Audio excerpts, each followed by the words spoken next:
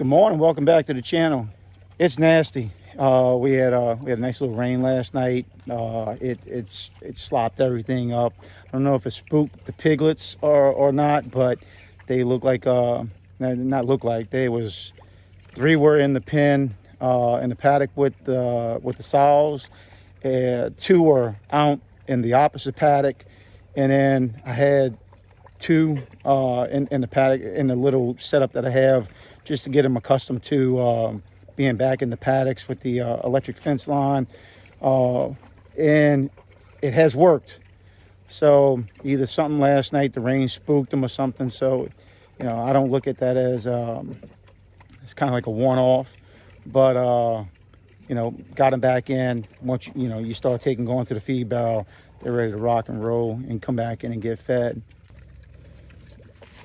Got the piglets right now. They haven't stopped. I gave them some dry food to get them back in. They haven't, they've been chewing on that for the last 30 minutes. I had to fix a couple of the lines for the fencing. So when I finished, I dropped some water in, and then they went right back to it and gobbling back down again. I gave them only like a scoop just to get them out my way, where they wouldn't be bothering me while I was messing around with the wires. So I'm gonna go ahead and throw in some more feed for them and see how they like it and what they're doing. Again, you can see everything it's just wet, really wet. So when you're walking back here, because of the terrain, you slip. They got a lot of things back here that can seriously hurt your old tree, the base of the trees. When they rot, when these pigs take and brush up against it and everything, they break off. They'll have a 2-inch, 3-inch, sometimes just a little 1/2-inch nub. You fall on it, and if it hits you in the booty cheek, you're gonna feel it tomorrow and the next day and the next day. If you fall the wrong way, you hit your spine. That's a whole nother story. So you have to be careful back here, at least with feeding these. If I was grazing them up on top in the pasture, it'd be different. If I was grazing these in the pasture, I wouldn't have a pasture. It would be, even with rotational grazing, they just, I don't know how people do it. These pigs root, and they root. I've showed pictures from the beginning where the trees on these paddocks, it was thick. It was thick with some, diameter of these trees were some 2, 3, 4, 5 inches, and it don't take long for them to take them out. So they can clear out some forestry for you if you want them to. Come in. Like I said, I've already given them a few scoops, and give you an idea how pigs don't stop eating, because they'll continue and continue and continue.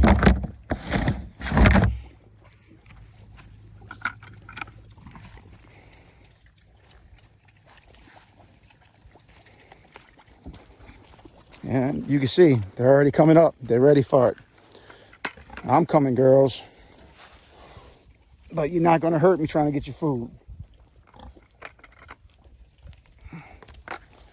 So I'm trying to do this I didn't bring a tripod, so I'm going to try and do this without dropping my phone, breaking my phone, or getting eaten by these 3 right here. Let's see. Calm down.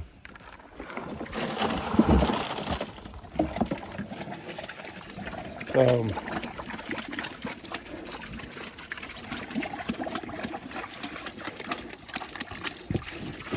and a lot of times, like I said, I'll feed them dry. I'll put it in the water, let it, some people let it thicken up.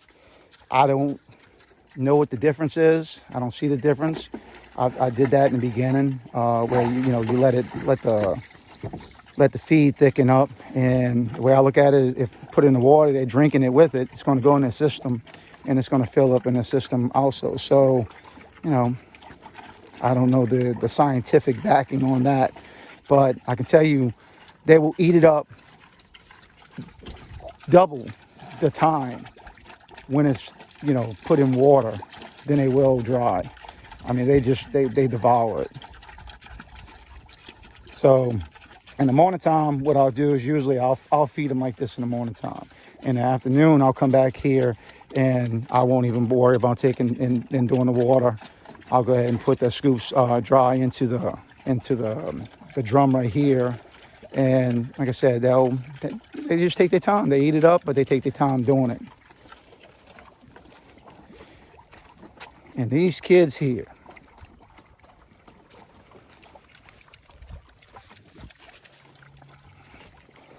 I think it's the first time I've tried to do everything with holding the phone in my hand, without cutting and stopping. But man, they're all looking solid. And they won't stop eating. They will eat whatever you put in front of them. So what we have. So we have a male and we have a male. So male, male, female, female, female, female. 4 females, 2 males. If you know anybody that wants to put their hands on 2 males, hit me up, email me, message me, or just comment. But they're definitely 2 healthy males. They're all looking good. So that's the first morning chore, knocking out the pigs, getting everything straight. Every time it rains, you want, at least in our case, you want to come back here, take a walk around the perimeter fencing, check everything. I mean, if we have rain, just the rain can break some of the dead branches off the trees, following the lawns. You don't know it unless you take and walk around. A weak lawn, you know, pigs get through. So you want to watch that. I did a walk around everything. Everything looks good. You know, especially when you have wind, you definitely want to do a walk around. But every time it rains, I do a walk around no matter what, just to check everything. It becomes a good habit to have. And again, in our case, I want to take and I'm going to tie into my main water line. And I'm going to snake my main water line probably to right here in the corner.